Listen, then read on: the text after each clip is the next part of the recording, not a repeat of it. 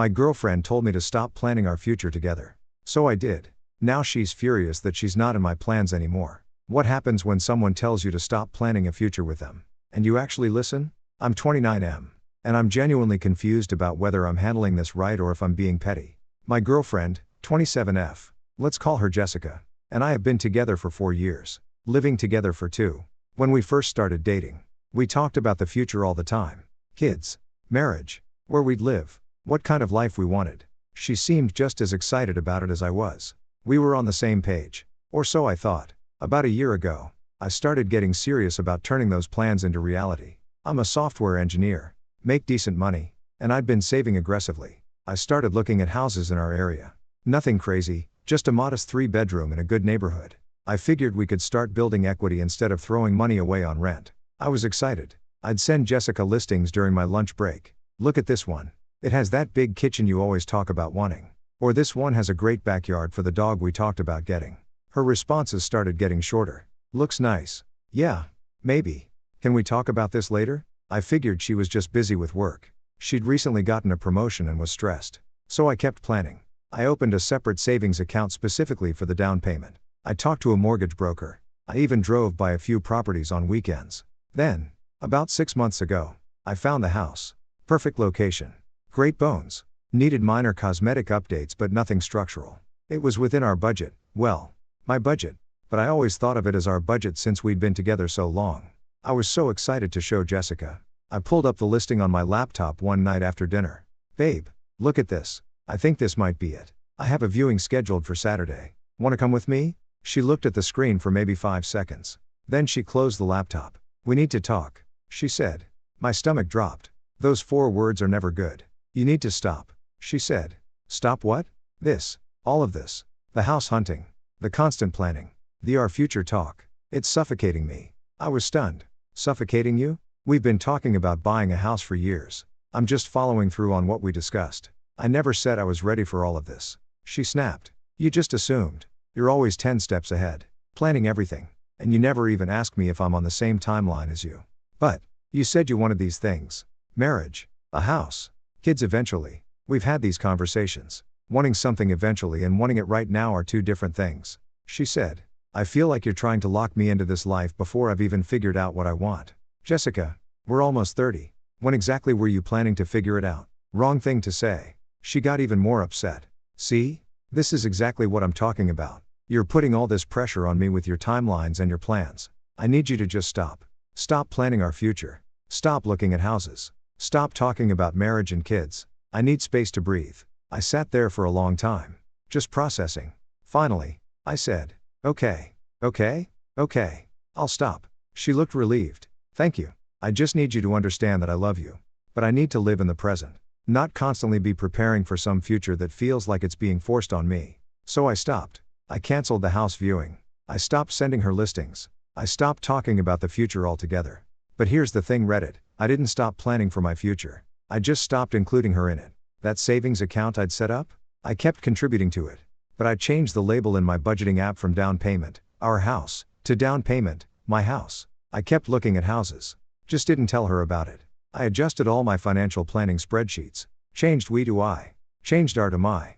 Recalculated budgets based on single income instead of combined income. I started looking at smaller houses, 2 bedrooms instead of 3. Why would I need a 3rd bedroom for a future kid I apparently wouldn't be having with her? I removed her as the beneficiary on my life insurance and retirement accounts. Put my sister instead. I even started casually dating in my head, like, thinking about what I'd want in a partner if this didn't work out. Not cheating. Just emotionally preparing for the possibility. For about 3 months, Jessica seemed happy with the new arrangement. I wasn't pressuring her anymore. We were living day to day. She'd make plans with friends without checking with me first. I'd make plans without checking with her. We were basically roommates who occasionally had sex. Then, last month, something happened. Jessica's coworker bought a house. And suddenly, Jessica was very interested in talking about real estate. She came home all excited. Oh my God. You should see Rachel's new place. It's gorgeous. 3 bedrooms. Huge backyard. And she got such a good deal on it. We should really start thinking about buying. I looked up from my laptop. You should definitely start thinking about it if that's what you want. She blinked. I meant we should start thinking about it. You told me to stop planning our future. So I did. If you want to buy a house, You should go for it. I meant we should buy a house together. Obviously. That doesn't really work with the whole stop suffocating me with future plans thing you were pretty clear about. She laughed nervously. I didn't mean forever. I just meant I needed you to slow down. But yeah, we should start looking. Have you been keeping up with the market? I have. Actually, I've seen some great properties in our price range. Oh good. Show me what you found. I said my price range. The houses I've been looking at are based on what I can afford alone. The smile faded from her face. What are you talking about? Jessica, you told me to stop planning a future with you. So I stopped. I'm planning a future for myself now. That's not what I meant. Then what did you mean?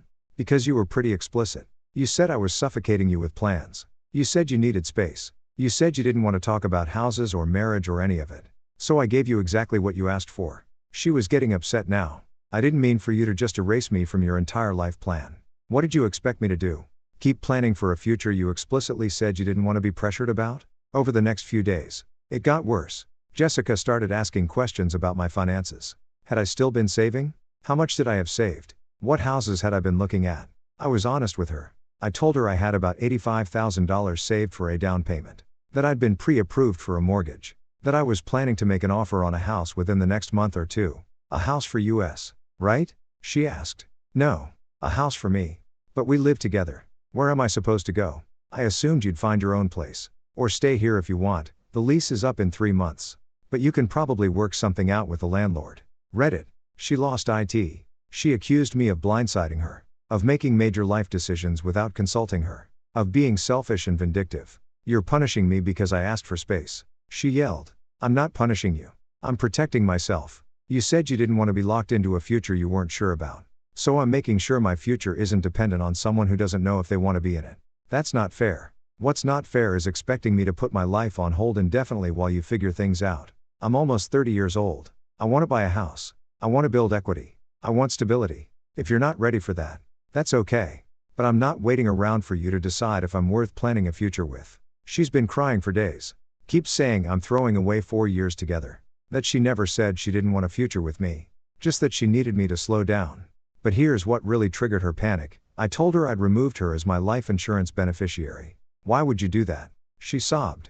Because beneficiaries are for people who are part of your long-term plans. You made it clear you didn't want to be locked into long-term plans with me. I didn't mean everything.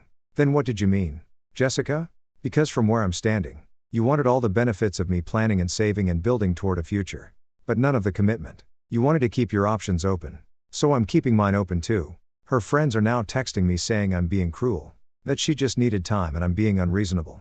Her mom even called me. We've always gotten along well, asking me to reconsider because Jessica is devastated. But my friends are saying I did the right thing. That she can't have it both ways. That I deserve someone who's excited to build a future with me. Not someone who treats future planning like a prison sentence. So Reddit. Am I the asshole? Did I overreact?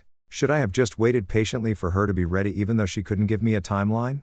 Or was I right to start planning a life that doesn't revolve around someone who doesn't want to be planned for? I genuinely don't know anymore. Okay. Let's break this down. Because this is one of those situations where both people think they're right. But only one of them actually is. Jessica told him to stop suffocating her with future plans. So he stopped. But she didn't mean stop planning with her. She meant stop pressuring her. She wanted him to keep building the life. Keep saving the money. Keep doing all the work. But just not talk to her about it until she was ready. In other words, she wanted him to build a future she could step into whenever she felt like it. Without any of the pressure of actually committing to it. The comments section was overwhelmingly on Op's side. Comment 1 with 34. 2K upvotes. NTA. She wanted you to keep building the life but shut up about it until she was ready to enjoy it. That's not how partnerships work. You can't tell someone to stop planning a future with you and then be shocked when they actually stop planning a future with you.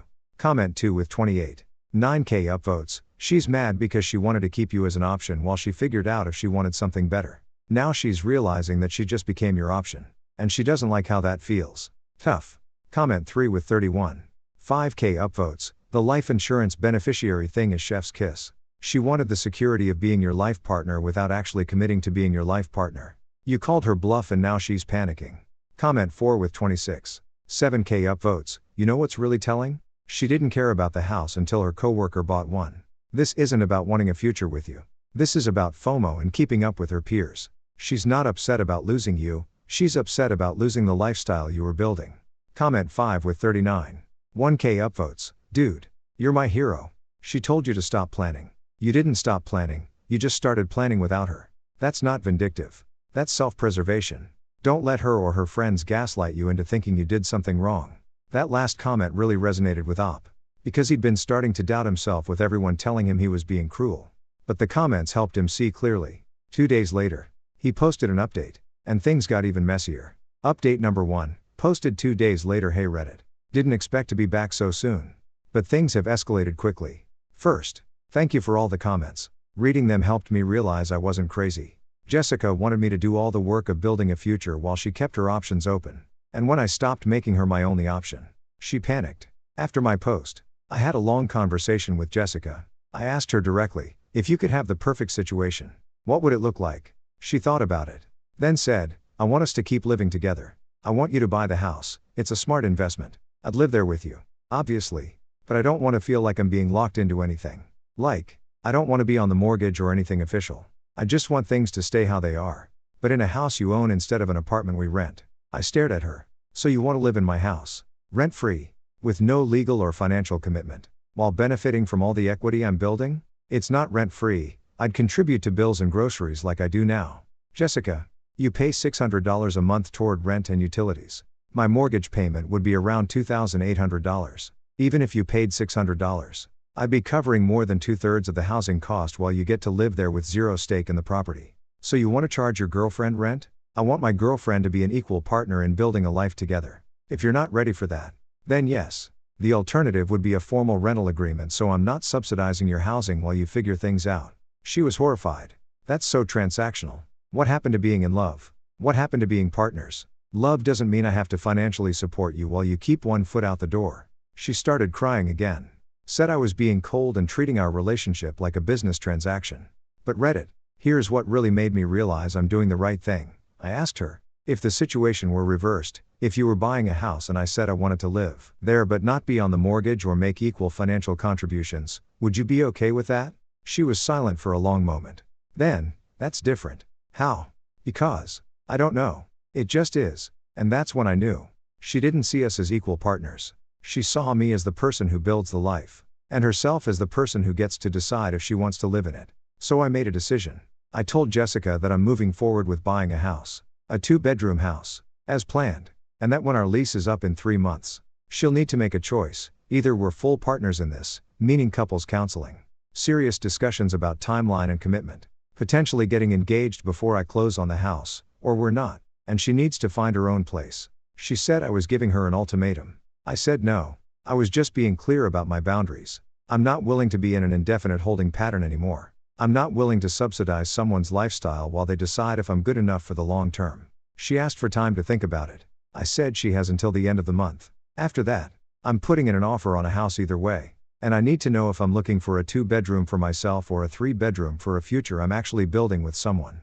Her response? I can't believe you're doing this. You're ruining everything. And that really says it all. Doesn't it? In her mind, me having boundaries is what's ruining things. Not her refusal to commit. Not her wanting all the benefits with none of the responsibility. My boundaries are the problem. Since that conversation, she's been staying at her friend's place. Says she needs space to think. Which is ironic. Because space is what started all of this. Her friends are blowing up my phone. Telling me I'm manipulative. That ultimatums are toxic. That if I really loved her, I'd wait as long as it takes. But my therapist, I started seeing one after all this started, said something that stuck with me. Someone who loves you won't be confused about wanting a future with you. Jessica isn't confused. She's stalling. There's a difference. I've started seriously looking at houses again. Saw 3 this weekend. Found one I really like, perfect for me. Nice neighborhood. Good bones. I'm planning to put in an offer this week. With or without Jessica. I'm moving forward with my life. I'll update again after I hear back from her about her decision. But honestly, I'm at peace either way. If she steps up, commits, and we build this life together, great. If not, I'll build it myself and find someone who's actually excited to be part of it. Either way, I'm done being someone's backup plan.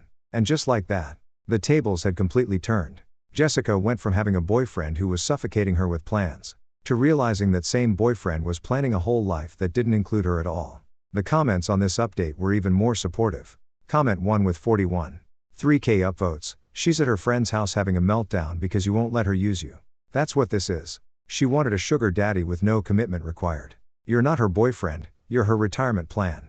Comment 2 with 36. 8K upvotes. Her friends saying ultimatums are toxic is hilarious. What's actually toxic is expecting someone to put their entire life on hold indefinitely. You gave her a choice, not an ultimatum. Choose to be a partner or choose to leave. That's fair. Comment 3 with 38. 4K upvotes. The fact that she's been staying at her friend's place to think tells you everything. She's not thinking about whether she wants a future with you. She's talking to her friends to see if they think she can do better. And when she realizes she can't, she'll come back expecting you to still be waiting. Comment 4 with 29. 7K upvotes. Your therapist is right. When someone wants to be with you, there's no confusion. There's excitement, plans, commitment. The fact that she's treating your future together like a prison sentence says everything. Comment 5 with 44. 2K upvotes. Please update us when she comes back after you buy the house and realizes you're not joking. I need to know how this ends. You're doing everything right. King. Op promised he'd update after the deadline he gave Jessica. That update came 3 weeks later. And it was exactly what we all expected. Final update, I bought the house. She wants back in. I said no. Hey Reddit. Final update. It's been 3 weeks since I gave Jessica the end of month deadline to decide if she was all in or all out. The deadline was last Friday. She didn't reach out once during those 3 weeks. Radio silence. I figured she'd made her choice. Meanwhile, I moved forward with my life. I put in an offer on that house I mentioned, the 2-bedroom with good bones in a nice neighborhood. Offer was accepted. Inspection came back clean. I closed on it last Tuesday. I own a house now. My house. I spent the weekend moving my stuff from our apartment to the new place. Hired movers. Got it done in one day. It felt surreal but also really good, like I was finally taking control of my life instead of waiting for someone else to decide if I was worth building a future with. I texted Jessica to let her know I'd moved out and that she had the apartment to herself until the lease was up. Very neutral. Just informational. Her response came 2 hours later. Can we talk? We met at a coffee shop on Sunday. She looked terrible, like she hadn't been sleeping. You really bought a house, she said.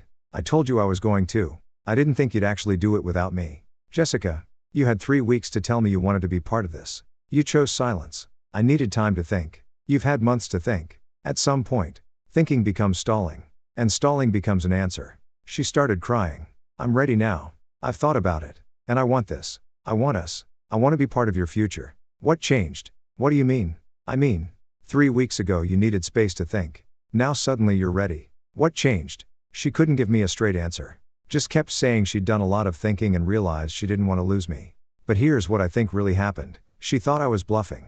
She thought if she made me wait long enough, I'd cave and go back to the way things were. And when she found out I'd actually bought a house, actually moved forward without her, she panicked. I asked her, if I hadn't bought the house, would you be here right now? She hesitated. That hesitation told me everything. I don't think you want me. I said. I think you want the life I'm building. And that's not the same thing. That's not true. Then answer this. Are you ready to get engaged? What? You heard me. If you're all in. If you're ready to commit to a future with me. Then let's get engaged. Let's make it official. Let's start wedding planning. Are you ready for that? The color drained from her face. I mean, we don't have to rush into anything. Jessica, we've been together for 4 years. I just bought a house. We're both almost 30. This isn't rushing. This is the natural progression of a serious relationship. So I'm asking you, are you ready to marry me? She started stumbling over her words. I just need a little more time. That's what I thought. I stood up to leave. Wait. She grabbed my arm. Okay. Yes. I'll marry you. I sat back down and looked at her. Really looked at her. And you know what I saw? Panic. Not joy. Not excitement. Just pure panic at the thought of losing her safety net. You don't mean that, I said quietly. I do. I swear I do. Jessica, if I pulled out a ring right now, would you be happy or terrified? She didn't answer. That's the difference between us, I said. When I think about marrying you, or I used to think about it, I felt excited. When you think about marrying me, you feel trapped. That's not love. That's not partnership. That's you settling because your other options didn't pan out. That's not fair. She sobbed. Maybe not. But it's true. I told her I was done. That I've spent too much of my life trying to convince someone to want the same future I want. That I deserve someone who's excited to build a life with me. Not someone who treats every step forward like I'm dragging them. She begged me to reconsider. Said she'd do couples counseling. That she'd prove she was serious. That she'd change. But I didn't believe her. And more importantly, I didn't want to spend the next few years waiting to find out if she meant it. I wished her well and left. She's been texting me nonstop since then. Long paragraphs about how she's realized what she lost. How she made a mistake. How she's ready now. But I'm not interested. Not anymore. Here's what I've learned from all of this. When someone wants to be with you, they don't need to be convinced. They don't need ultimatums or deadlines or proof. They just want it. Jessica didn't want it. She wanted the safety of it. The security. The lifestyle. But she didn't want me. Not really. And I'm worth more than being someone's backup plan. I'm worth more than being the guy someone settles for when their fantasy of finding themselves doesn't work out. I'm worth someone who's excited to plan a future with me. Who sees my love as a gift, not a cage. As for the house, I love it. It's mine. Every decision I make is mine. And you know what? That feels incredible. I'm not closing the door on love. But I'm done forcing it with someone who's not sure they want to walk through it. A few of my friends have been trying to set me up with people. I'm not quite ready for that yet. I need some time to just be on my own. Enjoy my house. Heal from this. But for the first time in years, I feel hopeful about my future.